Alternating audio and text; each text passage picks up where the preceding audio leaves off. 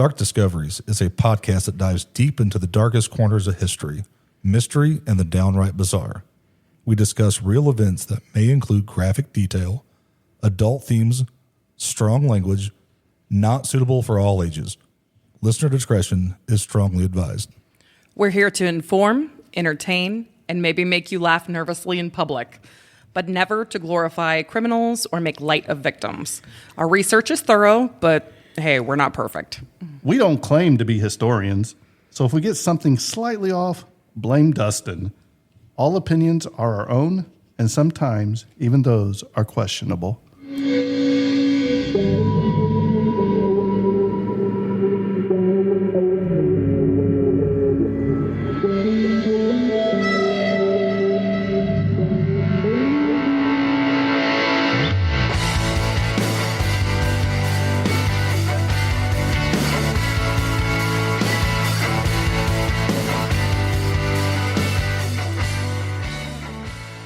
All right, guys, welcome back to Dark Discoveries podcast. I'm your host, Jimbo, and tonight I am joined, as always, by Jackae. And also the legendary monster slayer.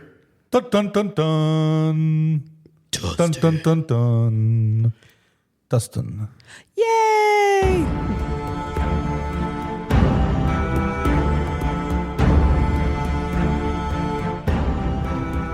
Dustin dances with dragons. We haven't even done a dragon yet, so how is it going to be dragons? We haven't done a dragon. That's going to be the climax, but That's you don't right. go We're straight. building up We got to to it. see if you can withstand the wiles below him first. You're on your quest to get to the dragon. Right, you don't fight Bowser right off in Mario. You got to go through all those little minions first. But he pops up pretty regular. He does. Yeah. You should have killed him the first time then. All right, Dustin, you know how this works. Give us 3 random numbers that can't be the ones you picked last week. And Jackie will tell you what you are armed with to fight your minion this week. 2. 2. 22. 22. 12. And 12. Wow. You might have a shot this week. All right. So, number 2, you've got a flamethrower. Oh, Yeah. there we go. 22, you have an ice pick. Oh, All man. right. And 12, you have a umbrella sword. Dude, man, Dude, you're going to do you're gonna good. get this. I don't what get I those think. sausage links this week. Because after I slay this beast, I want to have some lunch. Well, you can flamethrow them to death. Yeah. That's all I need. You can take the other 2 and put those back in the pool because I'm just using the flamethrower. All right, Dustin. This week, we're going to recall something that you talked about all the way back in episode 2. What was episode 2? Because You know what episode 2 is. We didn't- What was episode 2 that you don't like to talk about? Oh God, I was trying to figure out if it was when we recorded episode 2 No. or released episode 2. What do you think you're fighting Not today? saying it. That's right, Dustin. You are fighting A siren. a Pegasus. Oh, I can't. Man, you wasted a lot of good weapons on a Pegasus. So, I can't kill a Pegasus. I mean, they don't bother you. You don't bother. For those them. that may not know, a Pegasus is a winged horse, no horn. Some have a horn. Look at it. Tim Mullins has my back. There are some Pegasus that have horns. But It's an alcorn. here's your capturing methods. I'm going to give you a little hint.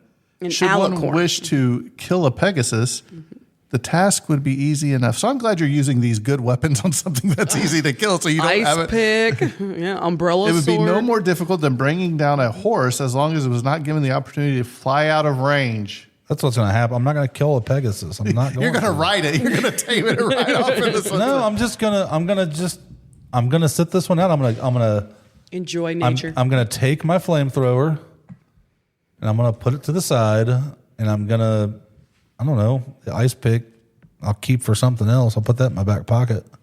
can and- he do that? And there is no rules for this. Because he's going to lose his bags when he leaves. That's this right, flies off on when this he Pegasus. flies. I don't remember what the third one was. A sword, an umbrella sword. Yeah. We need that in case it rains or he pees that would on be you when handy. he's flying around, right?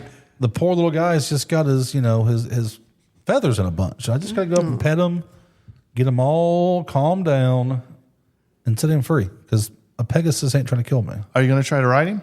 No, I don't want to break its back. Well, that was That's a what very she said. That was a very A friend of mine nice went to gesture of you. A friend of mine went to Jamaica and it's like, we booked this thing to where we could ride horses on the beach. And he's like, these horses look so miserable. Where fat people were climbing on them and they had to walk and their backs didn't look great. And you could just tell they weren't enthusiastic. So I'm not going to I may be a pretty mean guy at times. So you will chop the wiener off a Cyclops, but you won't do But he's anything. going to ride the Pegasus. What is the Cyclops going to He do won't for even humanity? ride the Pegasus. He won't said. ride the Pegasus. I'm going to free him. Like I said, I'm just going to let him go do his thing. Are you going to tie a rope around his neck and lead him back to your house? No, he's just going to go back to his normal day. We're going to hurt. So you know what's going to happen? You're going to go and you're going up there and petting this Pegasus, Calming him down. calming him down. I will set you free. He takes off. 747 is just going to come and bam. I did my good deed. Okay, so once he is bammed, are you going to go over there and flamethrower it and eat him? No, I'd have to. Would that make super I'd have glue? to use the ice pick and the sword. And I'd have to dig a hole and I'd have to bury him. I thought you'd go buy some Sweet Baby Ray's. Have some Pegasus No, this meat. is America. We don't eat horse unless you buy hamburger You know, meat from Aldi. I have a question. Let me ask you. This is an honest question. I'm not being funny here, but it's going to sound funny. How come we don't blink an eye when we say we're having hamburger, which is a cow? But if you say you're having a horse steak or horse meat, It's all cultural because it's not what we deem food. right? Isn't that crazy though? It's just You know, that- like over in foreign countries, let's say like India, cows are like sacred. Yeah. I thought pigs were sacred somewhere too, but I don't know about that one. Mhm. I know cows are. Right. So I just thought I'd throw that in there Yeah, for. because when you go to Japan and they feed it red wine and give it massages and play. He is all about music. that dang wagyu. You know what? Kobe beef. We are sorry that Dustin disappointed you, but Jackie, is he surviving this one? Are you going to give it You to know him? what? I mean, his heart's about 10 times too big. I was going to say this is a 10 out of 10. I can't believe I'm in a Not good only mood did like he survive, but I think Pegasus may be able to join him later on in a quest. He I'm may just saying. he may be able to you may be able to call him back if you get a whistle that doesn't work or something, and you might be able to come back and call for help. I'm when you going to need him. say he may have made a buddy for life. And out of that. think so. you never know when you need the powers of a unicorn horn to come save you. All right, right. so tonight it's Maybe been a when that while. dragon comes, I'm going to have to call might, back to that flamethrower and that. No. I'm No, gonna go ahead. I said I put that flamethrower aside. I'm gonna probably just, tie it around his neck. If you were smart, you should have like put a bag over the side of him like a saddle and stuck your ice pick and umbrella and everything in there for later. Yeah. But you didn't. You set him You'll free. set him free. I didn't say him free, but he could still take my stuff. He's a magical creature. He magically disappeared. Maybe when you really need a flamethrower, you did a good deed, and the All right, it's a blessing and a curse because the yes, you got a Pegasus. flamethrower, but yes, you have no fuel. So congratulations. the Pegasus of Godric Gryffindor will come back and bring me a flamethrower. If you've ever seen Clash of the Titans, and I can't believe you haven't, watch that movie, the original one, because the Pegasus there is really great. I'm on this kick. I'm just going to say, if you haven't watched the movie Arizona with Danny McBride, you need to go watch it because I watched that this week and it's a fantastic B movie. Well, Jackie, do you have a movie you want to suggest while we're here? I'm really into a movie right now called Sinners. That was a good movie. Oh my gosh, I've probably watched it a dozen times right now. I don't know why, if it's the music, if it's the acting, if it's a combination, but something about that soul swing music and then those Irish vampires that are just something. I'm digging it. I can't leave it alone. My husband is letting me watch it on repeat, thank God, because I know I'm driving him nuts right now. So tonight we're going to do another haunting episode. Our very first episode we ever did was a tribute episode to our good friend Jerry Pauly about haunted theaters. Well, tonight's going to be no different. We are going to be talking about haunted lighthouses. So we're going to kick this over to Jackie and let her start us off with her haunted lighthouse. Jackie, take it away. All right. Well, I got a couple tonight, and we'll see how we feel after the first one, all right? And we may kick it over around to somebody else here. So the first one here I have is the Souter House. Perched high above the rugged cliff. Wow, let's start that again. Okay. We're not re-recording everything. This is where you go, words are tough. Words are tough. All right. Perched high above the rugged cliffs of South Tyneside, the Souter Lighthouse cuts sharp figures against the North Sea sky. Built in 1871 and located at Lizard Point, it became the first lighthouse in the world designed to be powered by electricity. But what was once a beacon for lost ships has become a hotspot for something stranger: whispers, apparitions, lingering ghosts that defy explanation. Staff and guests frequently report the presence of a woman believed to be Isabel Darling, the niece of famed lifeboat heroine Grace Darling. Isabel lived at the lighthouse in the late 1800s. People have heard clinking cutlery, feeling icy touches in the kitchen, and seen spoons rise and fall with no visible cause. Mediums have claimed to contacted her spirit that is in the living quarters. A waitress once claimed to see a man in the lighthouse keeper's uniform walk into a room only to vanish without a sound. Other reports of phantom tobacco smoke wafting through the rooms long after the site was made smoke-free. Poltergeist phenomenon also occurs. Heavy doors slammed without wind, footsteps echo on empty floors, and lights flicker in sealed corridors. The most haunted TV crew documented unexplained EMF spikes, temperature drops, and several voices on recorders. Long before the lighthouse stood, Lizard Point was known for smugglers, caves, and shipwrecks. The treacherous coast is riddled with stolen cargo, buried treasure, and stranded souls. Fishermen from nearby Whitburn and Martison believe the cliffs were haunted by sea watchers, which are ghosts that perished during maritime disasters. The nearby Martison Bay once hosted smugglers and sea-worn travelers. Local children grew up hearing stories of the Gray Woman of the Rocks, a cloaked figure who appears during storms, watching the tower from atop the cliffs. She is said to be searching for her lost sailor. Others think she guards the secret caves below. The old engineer room is often described as the most haunted part of this lighthouse. Visitors report oppressive feelings and sudden disorientation. One man even fainted near the machinery after claiming he felt a hand pushing down on his back. The Souter Lighthouse was decommissioned in 1988, but the lights inside never dimmed. Guests who stay overnight in the adjoining cottages report knocking on doors, voices outside of their windows, and shadowy figures passing through the night. What remains of this relic is a beacon of something unseen. The Souter Lighthouse is one of the UK's most unique haunted sites, blending maritime tragedy with historical lore. A place where the light still burns, and so do the shadows. So, while it's not an active lighthouse, it still has quite a bit of lore, and the history behind it is quite something. I do have another one from Norfolk, but I'm going to go ahead and kick it over to Dustin here for a minute. We'll see what he's got. Okay. So today I'm going to shine some light on some of those lonely beacons that stand and watch over our seas. And for me, my first one's the Borden Flats Lighthouse in Somerset. Feels surprisingly close to home to me.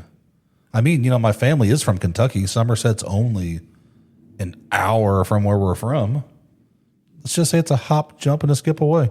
Dustin, I don't know how you do it sometimes, man, but the battle of wits that you must have had with that Cyclops really sticking his toe, because you're really enthused tonight, but unless your family has a very, very long jump rope, Somerset, Massachusetts is like 800-mile drive from Kentucky. All right, nothing gets past you. I was just trying to see if you were paying attention. And not only that, but for Somerset, England, That's more than a jump. You're going to need a bigger map for local haunts there, Dustin. I just know sometimes I get lost when you guys are talking, just listening. And I don't comment because I'm listening. I was just making sure that you were paying attention to me. Thank you. Thank you for listening. And thank you to you listeners for listening. If they haven't turned it off now. The devil is in the details, right? Nothing gets past Jimbo, this man of wit. All right, so the Borden Flats Lighthouse, a majestic iron tower, rises over the, I'm guessing it's the Taunton River, near Fall Rivers, Massachusetts. Was first illuminated on December 1st, 1881. Its construction was crucial for guiding the growing shipping traffics, particularly for the textile industry, which made Fall River the textile capital of the world. Which it's funny that we're talking about textiles and capitals. Did you know Dalton, Georgia is the carpet capital of the world? So if you ever need a really good deal on flooring, I think they even have, laminated floors down there too. No, they don't. Oh, you mean they don't still have dirt floors? I love Just it. saying, if you're ever driving down I-75 through Georgia, you start passing all these where Mohawk is the big one, all the carpet and the flooring warehouses. It is In case you need carpet while you're on your way to Lighthouse. Yeah. because I'm sure you can find a lighthouse somewhere off the dusty trail of I-75. Now that I'm off this tangent, where am I? I can see where I'm at. Unlike a shore-based beacon of lights, Borden Flats was a truly isolated station. Its keepers lived within its confines. The cylindrical structure, subject to the whims and the weather and the solitary rhythm of the light. One of the more, I'm supposed to find a word for this. Poignant, I think is the way you would say it. Attaboy. Proud of you. I don't know. Thank you. I learned something new. That Pegasus calmed you down. I Googled another word that I had to see what would come up with it. And some reason I picked that one. I don't know why. Because you couldn't pronounce it. Exactly. It involves keeper Herman Georgie. In September 1897, Georgie was struck by a severe case of appendicitis. That's a bad day. I've never had it, but I know people that Say do. a bad name or a bad day? Both. Both. For nearly 2 agonizing days, his wife desperately rang the fog bell, waved her arms, trying to flag down passing vessels for help. Dustin, what did that horn sound like? Like the doorbell on the Addams Family. Mariners initially mistook her frantic gesture for friendly greetings. Oh, no. A common practice between keepers and, passing ships. You live in a lighthouse in the middle of the ocean. Probably don't get a lot of foot traffic. You don't get a lot of foot traffic. You don't get a lot of visitors. So it's like, hey, there's a boat. Hey, there's a boat. Hey, there's a boat. All right, we're done for the day. By the time they realized her dire plea, it was too late. Keeper Georgie succumbed to the illness, a stark reminder of its isolation and vulnerability of life in a lighthouse. While the initial search results didn't exactly link his death to any hauntings, it's the kind of event that kind of fuels those legends. It's a good way to start, Man, my great-grandma, they lived in this lighthouse, and Papaw got appendicitis and died, and he comes back every night at supper time and still sits at the table. You know what? That's, yeah. And you got I don't nothing blame else. him. There's like 2 things you got to look forward to in the Yeah, lighthouse. yeah. Whoopee. That is And not dinner. where I thought that was going. I And was just dinner. to say, wave it to the boat. It's I going was by. like, Jeopardy? It's 1881. We don't, we're back in the early 1900s. You man. think they have electricity? Yeah. Yeah, because I just talked about one that had, it was set up for the Hey, first Dustin. electrics. They have a light at the lighthouse. Yeah. Got to keep the gas burning. Keep the flame on. Never know. Keeper Josh Myers logs entries now housed at the National Archives painted a vivid picture of the harsh winters they would have. In 1912, Meyer was stranded at the beacon for weeks. from January 4th to February 1st, completely surrounded by impassable ice fields. Such periods of long and extreme isolation tested the mental fortitude of even the most seasoned lighthouse keepers. Keeper John H. Paul, who served from 1912 to 1927, was a celebrated figure. On August 3rd, 1912, he single-handedly rescued one of two men whose rowboat had capsized near the lighthouse. The other man was unable to swim and tragically drowned. Aw. Paul was later awarded the Bronze Carnegie Life-Saving Medal for his heroism. Borden Flats is considered one of the most actively haunted lighthouses on the East Coast. Yet its resident spirits are largely described as protective and friendly.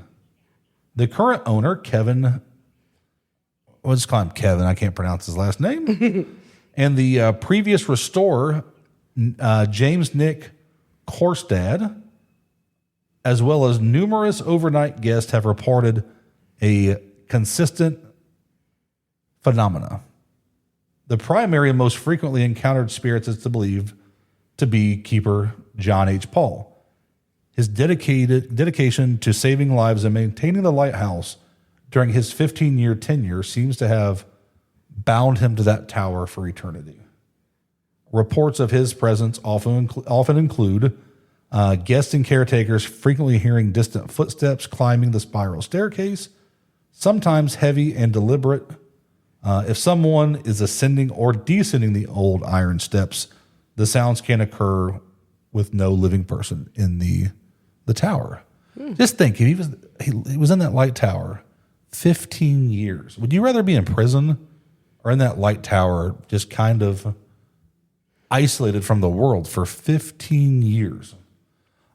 Give me the lighthouse still. As someone who works in the jail, I actually really enjoy the solitude. I can't prove it, but I swear the lack of a lot of mental stimulation, Just like natural noises. well, just talking with people and being around people, I think that lack really triggers and advances like Alzheimer's. You see people who always have somebody around, like a grandparent, then one of them dies and they're by themselves the majority of the time. Maybe it's the age, but it's like it rapidly increases. So what you're saying is you think I have Alzheimer's? Well, you're still a little young, but I question myself because I forget what I'm doing a lot. Speaking of that, all these lighthouses we're talking about has the spiral staircase, right? Going to the top. Yeah. You ever been downtown and went up to Soldiers and Sailors Monument? Oh, yeah. Okay. When we went, the elevator was out. We had to take the stairs. that's and it's so many like stairs. 187 stairs to the top of that thing. That's a lot. Maybe you won't have to go one day because I never have. You've Well, never been down there? Doug? No, Well, that I've seen doesn't it, but- surprise You have me. to check out the basement in the Alamo. That's pretty cool. Objects in the living quarters or the kitchen might be found suddenly rearranged. Keys have been heard jangling, and occasional small items vanish to only reappear in unexpected places. Sorry for cutting you off on your joke. I'm sorry. I'm a huge Pee Wee Herman fan. Many visitors describe a feeling of being watched over, a comforting rather than eerie sensation. It's as if Paul is still performing his duties, ensuring the safety of those within his charge. A curious and widely noted phenomenon is the almost complete absence of bird droppings. The lighthouse, you would think you'd have seagulls and they'd be pooping everywhere. depends how far out why? it is. They collect that for salad dressing. Oh, dang it. Man's got to do what a man's going to do. And a man's got to eat. Oh, y'all nasty. So birds rarely perch on the lighthouse. This is something that attributes to the spirits actively protecting the lighthouse to help keep it clean. Spirits are saying you're not shitting on my house. You ain't raining on my parade, I can tell I you wish I that. had a spirit come clean my house. Right? The second and equally benevolent spirit is believed to be a 9-year-old girl named Lucy. Her story is tragic. She's reported to have drowned when her family's rowboat capsized near the lighthouse in 1929. The legend states that she remains at Borden Flats, a spiritual companion and helper to keeper John Paul. While her manifestations are often more subtle than Paul's, they are no less impactful. Guests have reported faint giggling and the feeling of a light touch or the sense of a child's curious presence. Sudden localized drops in temperatures are often attributed when near Lucy's proximity. Some sensitive individuals report feeling of childlike wonder and occasional sadness, possibly linked to Lucy's lingering emotional imprint. James Nick Corstead spent 8 years painstakingly restoring the lighthouse, and he frequently reported hearing footsteps and voices during his work, which was a lot of the time by himself. Yet he always felt safe. The current owner, Kevin, we're just going to call him Kevin again. We're not going to say his name now. His name hasn't changed. Shout out Kevin. Continues the tradition of allowing overnight stays, with many guests sharing their own corroborating experiences of friendly, protective entities. So I found a nice little note last night. The lighthouse was listed for sale last November for $1.25 million. Wow. But as of June, it had not sold, and they reduced that price down to just over $1 million at $1.1 million. So if you're in the market for a haunted house, a lighthouse, or a house in the middle of nowhere, or a house in the middle of the nowhere that happens to be a lighthouse and haunted, give me an email and I'll get you hooked up. Is it still active? I don't believe it's still active. I think it's just there. Well, they're going to have to come off of it if it still doesn't work, because Yeah. part of the fun would be turning the light on, Yeah. right? Well, a lot of that stuff now is automated. I mean, even if it does work, you don't have to go up there and tend They to service it like it once you a used year. to. Probably still have to change the light bulb. Every now and then, kind of like the Simpsons episode when Sideshow. There tried to is kill Bart. one gentleman that gets paid like to change the wind turbine stuff. Oh, yeah. Oh my gosh, he does it like once a year, and it's like It's like enough to live the whole year. Right. It's Yes. one of the most Yeah. dangerous job. yeah, There is. insane. Yeah, love it. Okay. So I have one more lighthouse that happens to be in Somerset, but I'm going to kick it over to Jimbo since this slacker only picked one lighthouse. Wait a minute, Dustin. You just talked about a lighthouse in Somerset. You going to another Somerset? Yeah, that was kind of the whole thing of the joke with being They Somerset. got a lighthouse in Kentucky? It's overseas in England. I mean, Okay. Somerset. Want to make sure UK. we want to make sure we weren't in. I don't, the only lighthouse probably in Kentucky is a gimmick or a restaurant or a bar. yeah, it's the Lighthouse Bar next to the Kentucky River or the Cumberland Falls. But they don't see one by the Cumberland Falls. But shout out to the Cumberland Falls. So if you're down in Kentucky, go check it out. Cool. All right. So tonight, I'm going to take you guys on a little adventure as we travel far north to the mist-shrouded cliffs of Iceland on the east coast. Now, isn't Iceland green and Greenland's ice? I believe that's right. Mm-hmm. Yeah. Doesn't sound like a fun place already. Sorry, I was a little too far from the microphone. But there's a lonely sentinel guarding over a jagged and remote shoreline. And yes, I'm probably going to mispronounce this name, but it is the... Would it be Dark Discoveries if we got every name right in an episode? It's Or every word right? You guys Right. tell me what you think this says. It's Hvalnes. Hvalnes? I would have Googled it and then made a note like I did for Georgie. I was going to say, you kind of just broke my brain. I was like, that doesn't work. I put Jor and then G. I'm and going to then, call it the Hvalnes Lighthouse is what I'm going to call it. The and then I put Hvalnes. Sheldon's bigger brother. I'll probably say it 7 different times before the end of this. So, But it's a place of astonishing natural beauty, battered by the Atlantic and cloaked in isolation. But behind the postcard perfect scenery lies a darker tale. One whispered by locals, shrouded in a ghostly fog and steeped in death. This is the story of Iceland's most haunted lighthouse and the souls that may still walk within its narrow, spiraling again, staircase. This episode's spiraling out of control. So, how many lighthouses are in Iceland? How many lighthouses are in the world? I don't know. I asked you. In Iceland? They've got several. I just chose the most haunted one. How many lighthouses? So tonight I'm going to shed the light on the shadows around this lighthouse.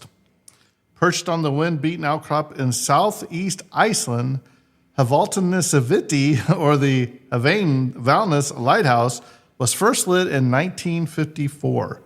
Unlike older stone lighthouses, this one was constructed of reinforced concrete and painted a vibrant orange. So Oh, wow. 104 That's not something lighthouses you normally in see. Iceland? in Iceland. Yep. It's a defiant splash of color against Iceland's monochrome volcanic landscape. So you want to make sure you be able to see that sucker. Yeah. It was built to guide ships safely past the treacherous Halvanese Peninsula, a coastline notorious for shipwrecks, submerged rocks, and black sands that swallow the unprepared. Despite the lighthouse's presence, many ships still met tragic ends along this shore. Kids just can't fix stupid, right? But the danger wasn't only in the surf. According to local legend, something far more sinister also lurked into the darkness, not in the sea, but in the light itself. One of the most enduring stories tied to Halvanes dates back to the early 1960s. A young lighthouse keeper, Johannes Sigurdsson, is said to have died tragically during a brutal winter storm. The official record, official in quotes, states he fell into the sea while checking a generator near the shoreline. His body has never been recovered. Aw. But locals began to whisper that Jonah's death was no accident. Some claimed they'd seen strange lights from the tower hours before the storm, flickering, fading, and then flaring again, almost as if the lighthouse had had a mind of its own. A fisherman reportedly saw a dark shape in the tower window after Jonas had supposedly vanished. To this day, visitors claim on stormy nights, if you stare long enough into the lighthouse's lantern room, you might see the silhouette of a man staring back down at you. The legend became known as the Drowned Watchman, and many believe his restless spirit still tends the tower, unable or unwilling to leave his post. Another unsettling phenomenon tied to the Halvanes Lighthouse is known as the Weeping Light. More than a dozen visitors, including tourists, photographers, and even lighthouse maintenance crews, have reported hearing faint crying sounds coming from inside a tower, particularly on a foggy morning or after a rainfall. At first, people assumed it was the wind playing tricks, but the reports were eerily consistent. The weeping was described as a female, soft at first, and then rising in intensity. Some say it's followed by loud footsteps on the spiral staircase, even when no one else is inside. Are you okay over there? Quit playing with your toys. My microphone's falling. Trying to fix it. Be quiet. Doing a great job. One Icelandic paranormal investigator claimed that when she spent the night inside the tower, her recorder picked up the word barn, which is Icelandic for child, whispered over and over again in a woman's voice. Who is the woman? Some suggest it is the ghost of a young mother who drowned trying to reach her husband, a fisherman lost at sea. She said to have thrown herself into the waves at the base of the cliffs, her cries echoing back ever since. While many of the hauntings can be traced to tragic human stories, Havalnes lies in a region rich in folklore even older than the lighthouse itself. The cliffs and rock formations surrounding the lighthouse are believed to be home to Landvetir, an Icelandic land spirit or guardians. These beings, deeply embedded in Icelandic mythology, or as Jackie says, mythology, are said to protect the land and retaliate when humans disturb sacred ground. Some believe the construction of the lighthouse angered these spirits. Several odd mishaps occurred during its early years of operation. Strange electrical failures, sudden storms, and one account of a worker who claimed he saw glowing runes etched into the cliffside one night, only to vanish by the morning. Aliens. Locals say the land spirits may not be evil, but they demand respect. And perhaps in their own way, the hauntings at Halvanes are their way of reminding humans of that delicate balance. Today, the Halvanes Lighthouse is unmanned and partially automated, but that hasn't stopped the strange activity. Photographers who visit are to capture the stunning northern lights, which are beautiful if you've ever seen them, have reportedly ghostly orbs in their shots, sometimes even full human shapes that appear translucent in long exposure photos. A drone operator claimed that her equipment lost control and crashed after flying too close to the lantern room, which they say is a common occurrence. One American couple staying nearby claimed they woke in the night to the sound of knocking, rhythmic knocking, steady coming from the window, but they were on the second floor. Oh, no. So paranormal. Come to the door, please. Paranormal enthusiasts have started traveling specifically to Havanese in hopes of experiencing something. Iceland's tourism boards don't advertise it as haunted, but if you ask them, or if you ask around in nearby Hoffen, the stories come easily.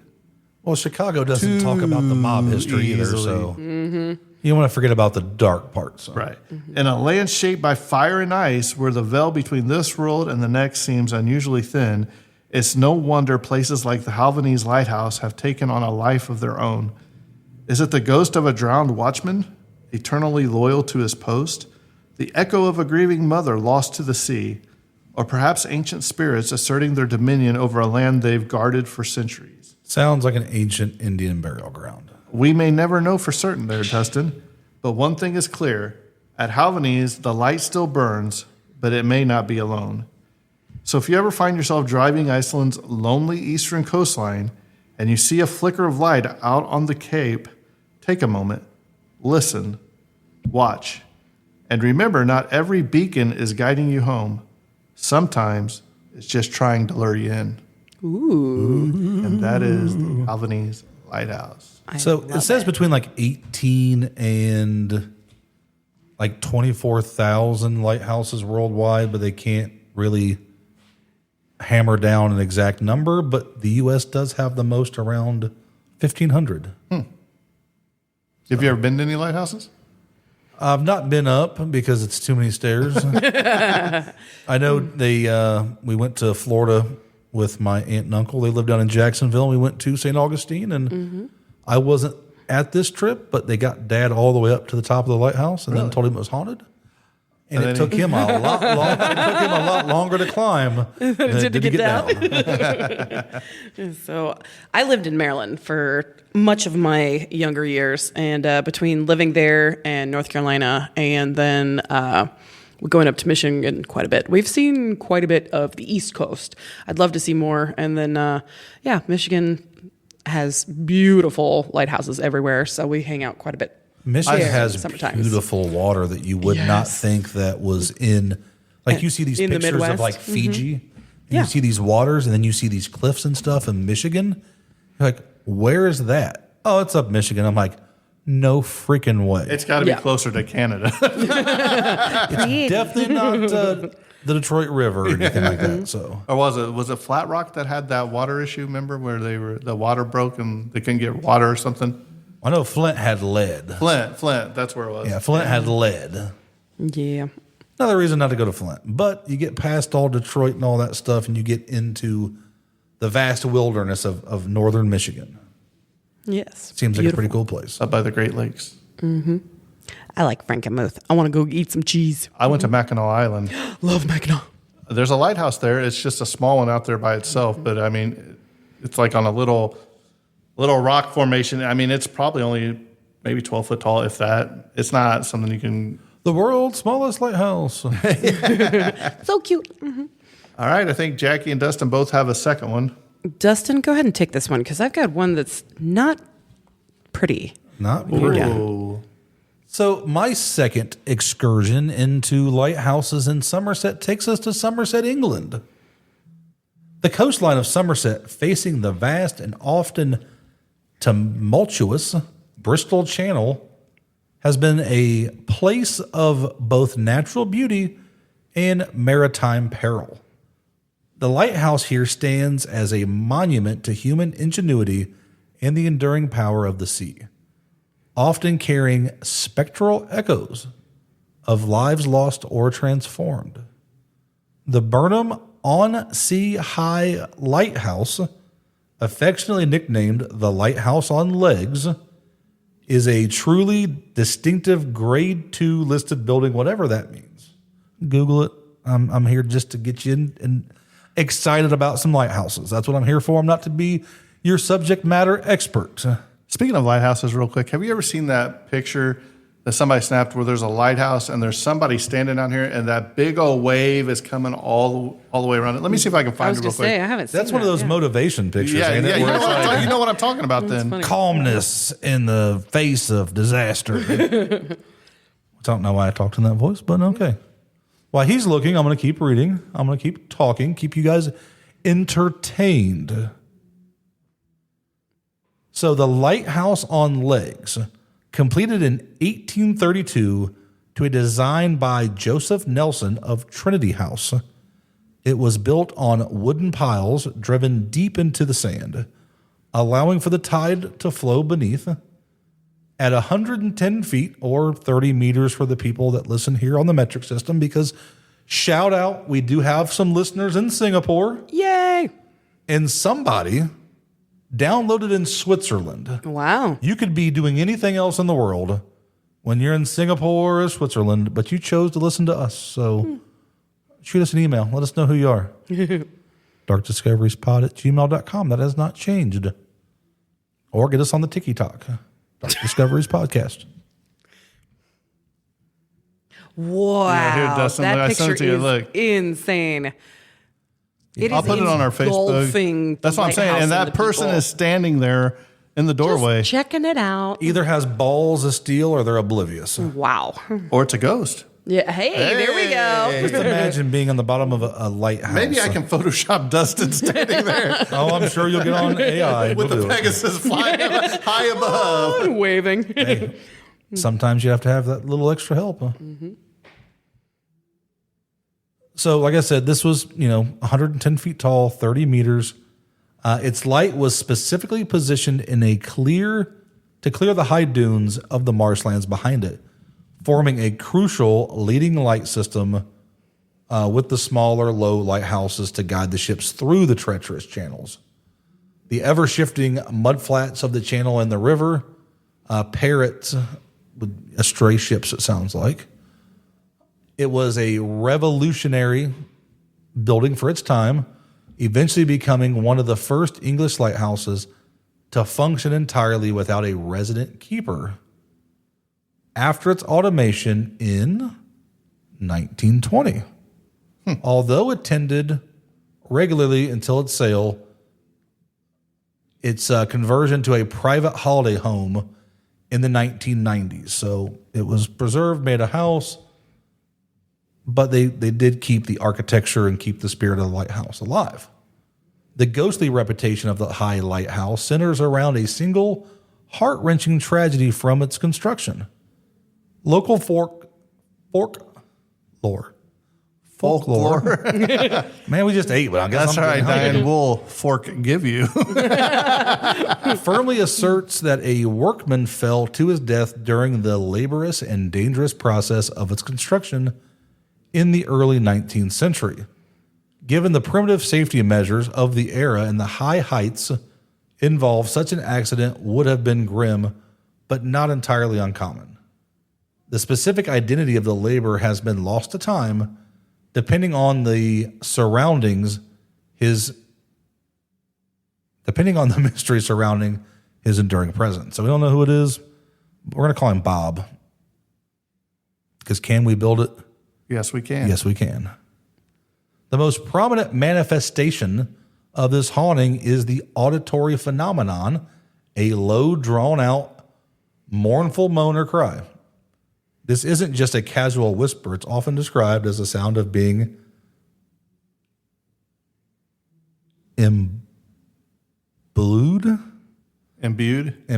I don't know what that even is. Then why'd you write it? So you find words that look interesting. That's a great looking word. I'm just going to say it sounds like he was just screaming for his life. Okay. Okay, sounds good. Fair. Witnesses include local residents near the lighthouse, and those have stayed in the converted structure report hearing it particularly on stormy nights when the winds rage off the British Channel and the waves crash against the shore.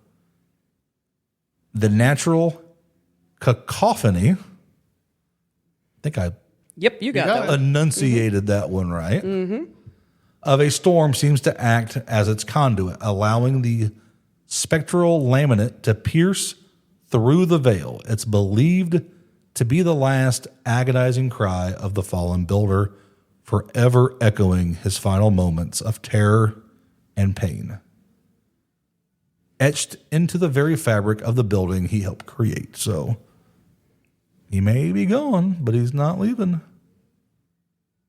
While technically part of Wales, Flatholm Island is a small limestone outpost in the British Channel, clearly visible from the Somerset coast. And we're talking about England again. Kentucky was a joke.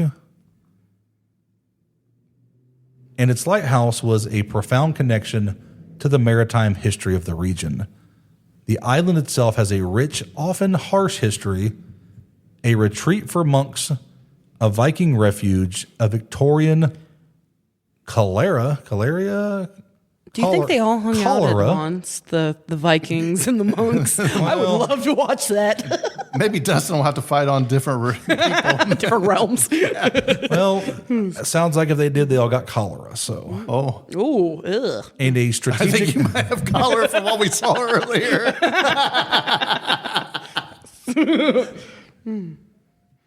a strategic military outpost during both world wars. The first lighthouse on Flatholm was established in 1737, a simple coal fire replaced with the current stone tower of being built in 1820.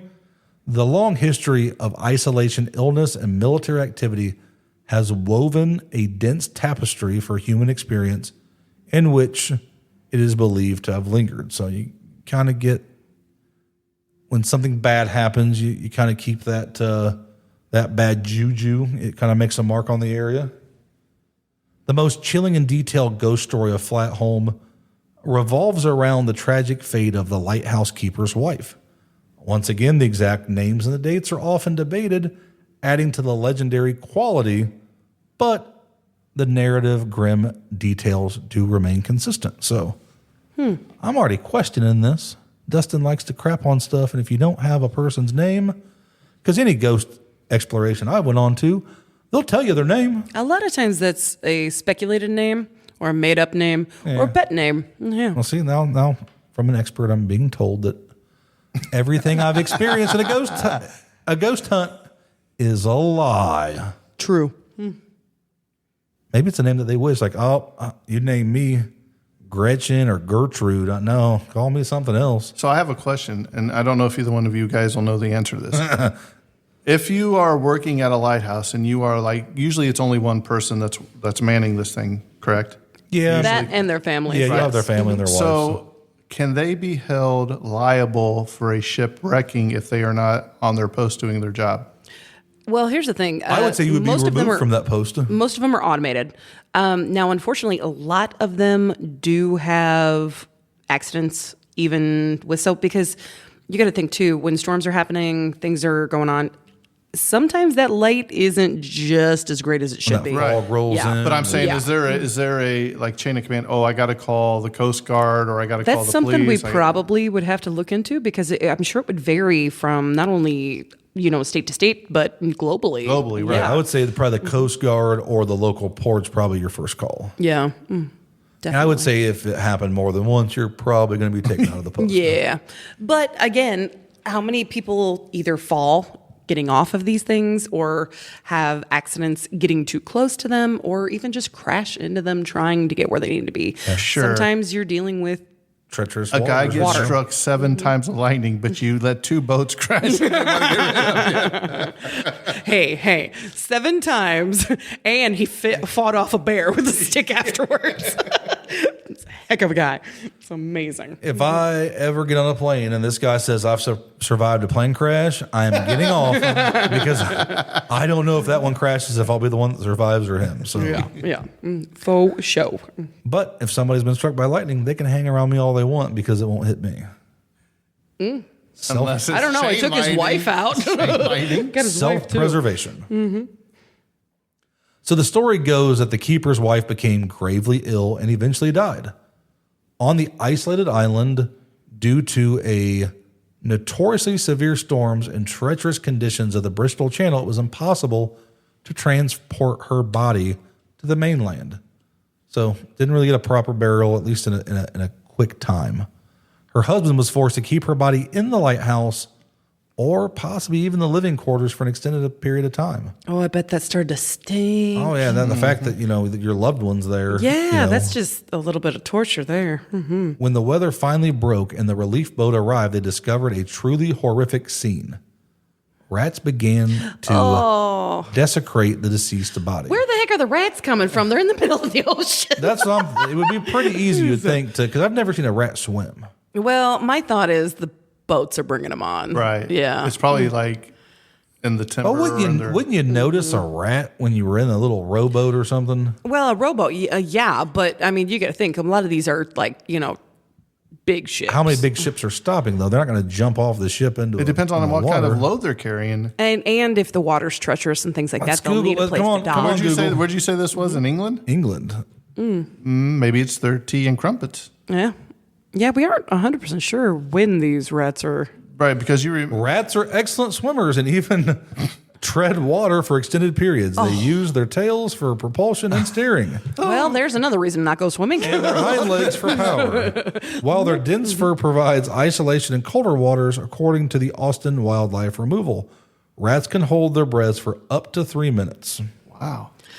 That's just, and it's no wonder we had the bubonic plague. Good grief. Also So you're talks telling me about- all those times I flushed a mouse down the toilet that I caught in the traffic, it has still been alive and survived going through the tubing and plumbing? Turned into scar. The ability to swim and hold their breaths is why rats can navigate through the sewer systems and even swim up toilets. I could have gone all life without knowing that one. Yeah. So Snakes, rats, Honey, what else? Come in here and look at this. You'll never believe what I ate. I ain't falling for that again. and have you ever seen a New York City rat? Yes. Actually, when I was in California, I saw an entire one eating a slice of pizza on a railroad track. It was amazing. I was like, where did I get it? But it was hauling it around. I seen a raccoon one time that I was driving back, and it was in the middle of the road, and it was like the size of like a pretty big dog. Oh, yeah. I was like, holy cow, thing's huge. And then I seen a So you're telling me if you would have hit it, you actually could have made a coonskin hat that would fit your head? it would have totaled my car. And I've heard stories about rats in New York City being the size of medium-sized dogs. There is, I know people that Rodents just of unusual downtown size. Indianapolis. There used to be down there, where it's not there anymore, but where like Lucas Oil Stadium is and all Yeah. that really cool to play. That they were going down there and they were setting those live capturing traps. And they said the rats that they would pull out of there, they were like this big, which is About 3 The size feet. of a 3 to 4 capybara. foot. Yeah. It's about 3 feet And since they you said can't they'd see have how. to be armed with like a baseball bat and everything because Oh if my they came at God. them, they're mean. And Oh, imagine what getting are they bit by one of those. eating? Ugh. Yeah, so Yeah, that's creepy. there is your fun facts of the day about rats. So just because Is it fun? I don't think so. just because you think you're safe, them things can swim. Man, ugh. I know we're all going. Oh, I don't want to use the restroom. Dustin, did you ever have a rat's tail? No. Nope, I did not have a rat's tail. Lucky, And a lucky des- bunny foot? Lucky Nope, no bunny rabbit's foot? foot. Did you have a rabbit's foot? I Jay? did. Yeah, I had a rabbit's foot. That's why your look so bad. Well, I'm a glutton for punishment. What can I say? In a desperate attempt to give her a proper burial, the men quickly loaded the remains onto the boat. However, during the rough passage back to the mainland, the wife's coffin or shroud mysteriously slipped overboard. Sinking into the depths of the channel, her body was never recovered. The It was prevail- probably a mercy. Yeah, because I know. Once again, we were talking about the Titanic, the other episode about how when you were rescued, how your social class, what class you were on the ship, dictated how they took care of you. A lot of those bodies with the seagulls and the frigid weather conditions of the water, I guess it made them age rapidly too. Oh, wow. So it's very hard to identify those people in just like a week's time. But they would often, you can't identify it. Their body's pretty bad. They would bury them at sea. Yeah. So they would come in, do a prayer, and bury them at sea. So maybe that happened, and it's just through the history, the annals of time, the story got changed or manipulated to where they lost her. Yeah. The prevailing belief is that the keeper's wife denied a peaceful rest and subjected to such a horrific indignity and was unable to find peace. So her spirit been said to forever bond to flat home. Searching for her remains or seeking solace for this terrible ordeal. Numerous accounts from wardens, volunteers, and even overnight visitors to the island, which now welcomes a limited number of volunteers and guests. So once again, you could go see it. Describe clear footsteps pacing the lighthouse tower within the old hospital ruins where we talked about the cholera hospitals throughout the time that was there, and in other buildings often when nobody else is visible. So you could be the only one there. You're hearing this stuff again. Buildings settle. Mm-hmm. So, we lived in a ranch-style house. If you had a bedroom door open and you shut the front door or opened it, it would create a suction. And it would slam the door. Mm-hmm. I thought the place was haunted forever. Then I figured out what it was. Mm-hmm. There's usually an explanation. Mm-hmm. Not saying ghosts don't exist, but some of them are made up. Tools would disappear from workshops only to reappear elsewhere. Doors would mysteriously open or close. That's another common report. Faint, sorrowful cries, moaning, or deep sighs can sometimes be heard. Oh, well, they just go away. And these sounds are distinctly different than the sounds of the wind and the sea. Less common but more impactful are reports of fleeting shadow figures glimpsed at the edge of vision or brief, indistinct apparition of a woman in period clothing, particularly near the lighthouse or the abandoned hospital wing. Mm-hmm. So I guess when you have that lighthouse area, you have a little bit more land than a typical lighthouse.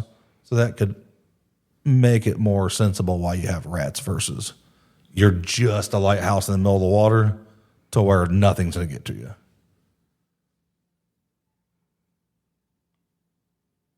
Unexplained, localized cold spots, even on warm days, an overwhelming feeling of not being alone are frequently noted by those spending time in the isolated structures. Some sensitive individuals report a sense of feeling sadness, anxiety, despair in certain areas, particularly around, once again, the lighthouse and the former cholera hospital. Maybe the hospital's more haunted than the lighthouse. That's what I was going to say. Because that's another place that a lot of people probably died. Yeah. Horrible, agonizing deaths, and probably didn't get the best treatment just because of the mass of it.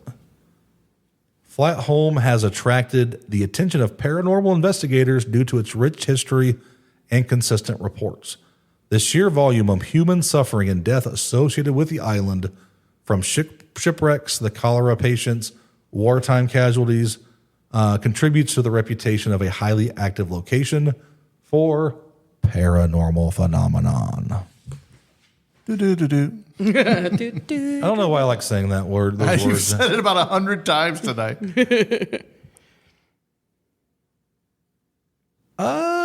Yeah, so that's where we're at because somehow this page got missed.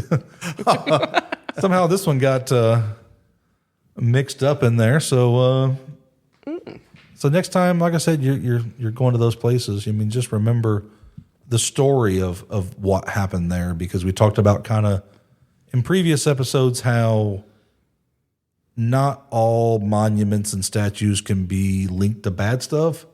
Just take a minute to look at what's there, do your research, and see the real story behind what's happened at some of these places, because those cholera outbreaks, I know certain places, all different regions across the country, a lot of what happened there really shaped the landscape around it. I know Cincinnati had a big, I don't know if it's cholera there too. It was something in the water that this certain neighborhood was higher up, so it like everybody there was okay while everybody else was sick and dying.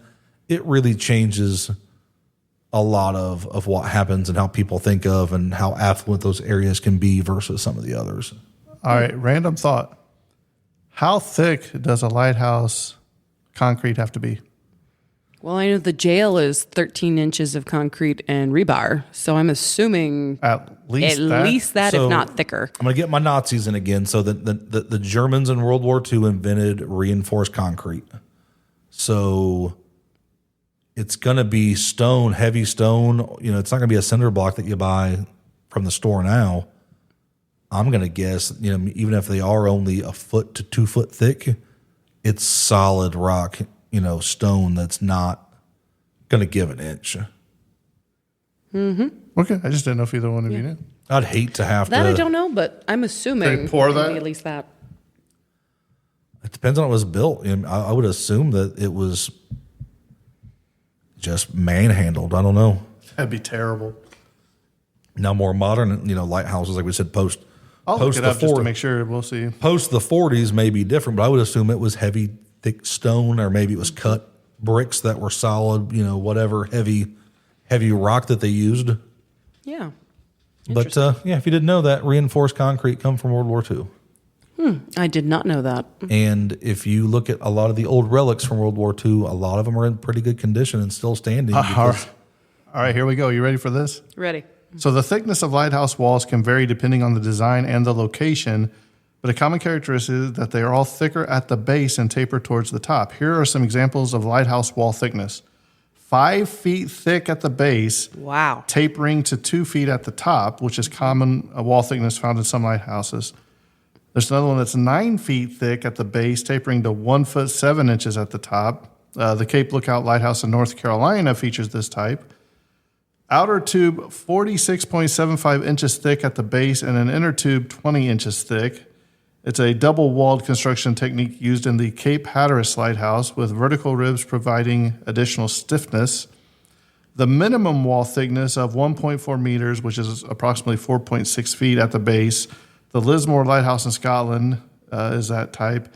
And then you have the double brick masonry walls tapering from 31.5 inches at the base to 18 inches at the base of the Lanran, which describes the walls of the Jupiter Inlet Lighthouse. So there's obviously several factors that's going to factor in, like the exposure to elements, where you're at in the world. So very interesting. That's really interesting. So I'm glad you checked that one out. I do have a short one here from Norfolk, standing since 1790 or potentially 1791. So we're talking Norfolk, Virginia, or No. What is it with you and forks? I'm telling you. So from approximately 1790 to 1791, atop Norfolk's crumbling cliffs, the Hapsburg Lighthouse is the oldest working lighthouse in East Anglia.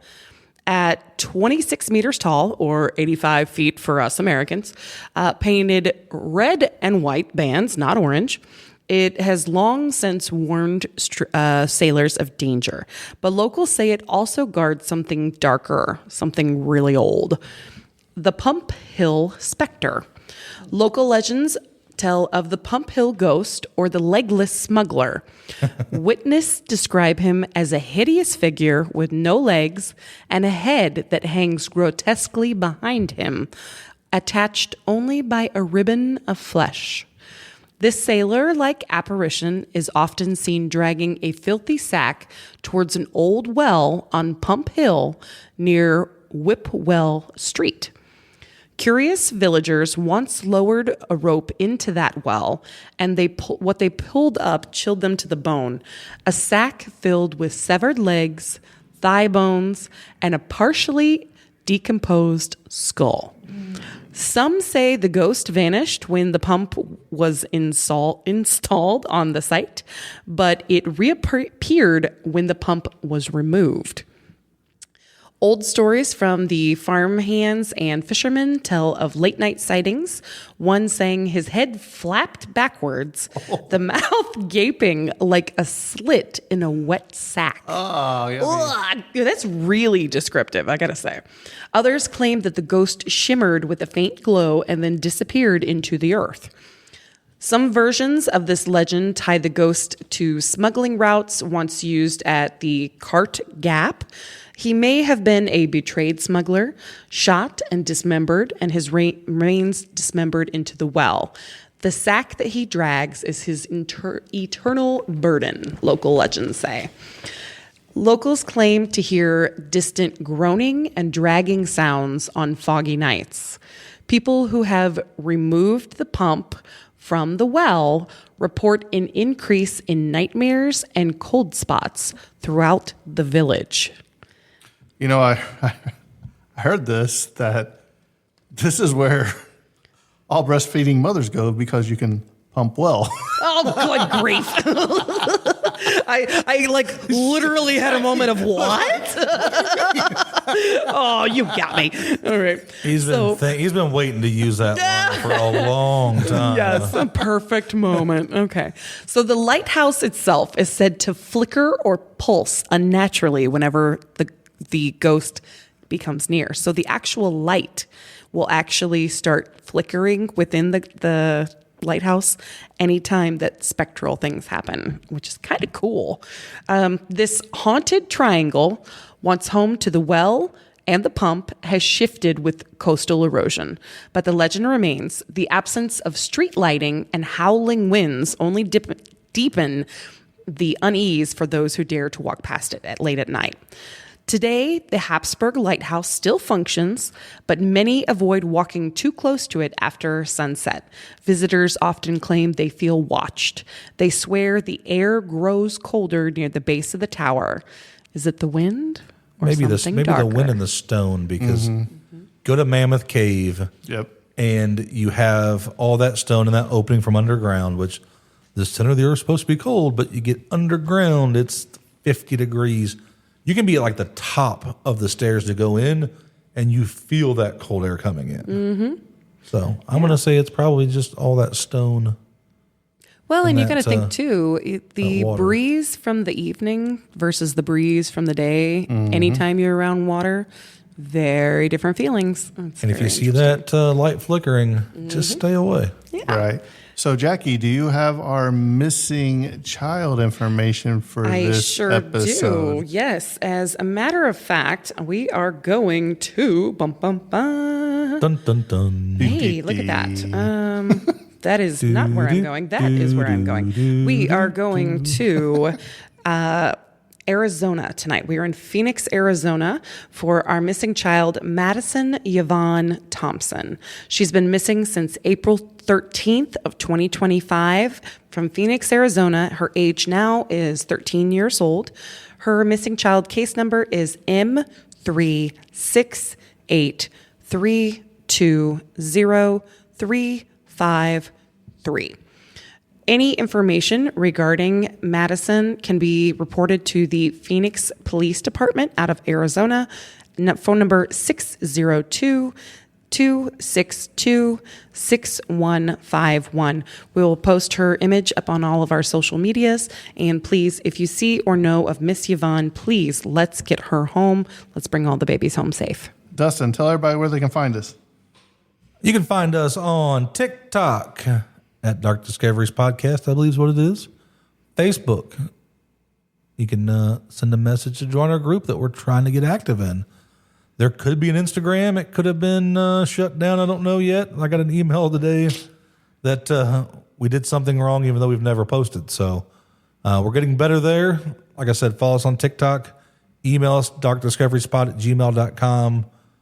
We're trying to get better and get more stuff out every week. Yeah, so. if you have especially like a haunted lighthouse, that story you would like us to cover, go ahead and send us to our email at darkdiscoverypod@gmail.com. But this has been kind of a longer episode.